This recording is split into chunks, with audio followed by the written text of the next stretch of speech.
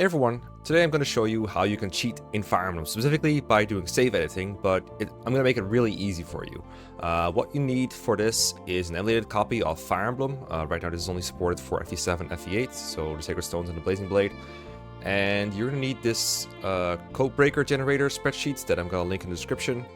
And you need to make sure your emulator supports Codebreaker. So in the case of GBA RR, that is going to cheats, view cheat lists, and then check if you have a Codebreaker option. This is where we're going to put it in the code that the sheet generates. And there's many other emulators that can do this too, but I wouldn't know all of them off the top of my head. Okay, first thing you want to do before you start cheating is go to File in the Google Sheet and make a copy for yourself. Where's the button? Over here. Make a copy, and that'll get you here, and that's your own sheet. You can edit in that way. You don't have to edit Calvin's, and you want to have your own. And now that we're here, we want to set up the codes and the character we're going to do it on. So there's a lot of reasons you can want to cheat in Fire Emblem, and most of them are not actually anything to do with dishonesty, but more with like convenience. So let's say for this example, I have this unused guy right here that I would like to turn into Geats because I missed recruiting him. Let's say my Hector and Lyn weren't high leveled enough or something. One other reason I like to change characters like this is for footage, for videos. I don't want to play through the entire game to just show some footage of a person that I've never trained before. I didn't save any footage of, for example, for the Jafar video. So I'm going to turn Guy into Geats with Geats' usual stats. So the way we're going to do this is, first of all, before you do anything, any cheating at all, you want to save your game in a different slot.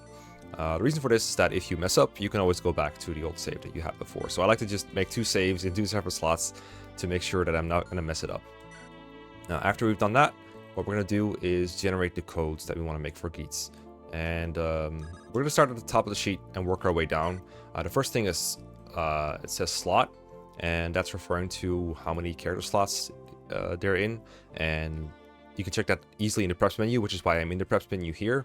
And it goes in reading order, so left to right and then top to bottom. So Hector's first, then Nino, because it's Night of Farewells, and then Guy's in the third slot. So we're going to do slot number 3.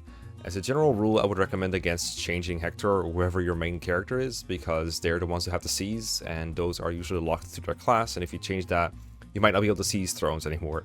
So I recommend using a slot that isn't your main character and generally is not someone you don't care about. Again, that's why the preps menu is easy, because you can easily deploy someone you don't care about, change them, and then just continue with your playthrough. Then it's just a matter of filling in the details that we want on Geats. So you can check this drop down here, go to Geats, click him, and that is going to change his entire character, not just a portrait. His class is Warrior. Level, I don't know, let's say he's level 10. We can even like determine how much XP he has, which we can also make 10. And you can see on the right here, it's generating codes that are going to be used to do all this in one go. What I used to do is I would look up all these codes on like a GameFAQs guide, and I would have to manually copy paste them all in here and manually generate them all, convert all the numbers to decimal to hexadecimal or something. It was really, really annoying. So this is where we want to generate his stats. I don't remember what Geats has on the top of my head. So it's around like 50 HP. Max HP and current HP have different values, and it's probably best to just match them. Strength 22, skill 15, speed 17, luck 13. You can change these, of course. You can also use this to make your playthrough a lot easier if you're having a lot of trouble. I think there's generally 4 fun ways to solve Fire Emblem, but if you do want to do that, you can do that. Plus move is because the game doesn't just say, okay, you have like 5 move, and then you can use the boots, you go to 7, it says 5+2, so you could change this to have like +2 move if you wanted to. Plus con, same way with the body ring. Condition is for like status. I don't think you need this a whole lot. You can generate some items too if you want to. If you want to say, okay, I want to have the items that each comes with. So it's like, I think it's like a killer axe, steel bow. Maybe you want to give him like an elixir or something. Or I don't know, maybe you just want to have another copy of the Wolf Beetle. You can do that too. You can do anything you want here. I'm not judging. And you can see here the max quantity that these weapons have, so the max amount it uses. I would recommend just matching them. I don't know what happens if you don't input one, so I guess what we'll do is we'll input the max for all of them except for the Wolf Beetle and see what happens. Generally, I recommend cheating things that are also possible in the real game to not have anything weird happen. If you like go over caps, there might be some weird overflow, underflow that happens, but so no guarantees there. Weapon ranks, you can change those too. You can see it already fills in what weapons a warrior has by default. I believe Geats is like double Bs by default. So do that. I don't know why it's glowing red, but we'll see why that's happening when I put in the codes. Maybe they'll go wrong. Yeah, this should be the whole list of codes that we need. So now what we're going to do is we're going to paste, copy paste the contents of the cell. Let me check in Notepad if it's correct here. It does add a bunch of line breaks at the end.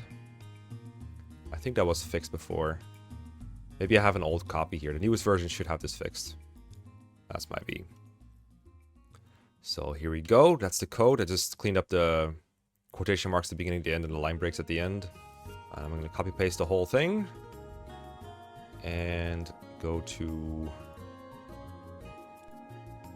cheat lists, Codebreaker. You just paste them all in one go. I do recommend giving it a description, like, I don't know, G into Geats. There we go. I won't immediately take effect, but once you do like any inputs, it should update. And there we go. Now we have a Geats with a 0 use wolf beetle, so I do recommend you put in the right amount. But you can see pretty much everything is as you expect it to be, including his constitution.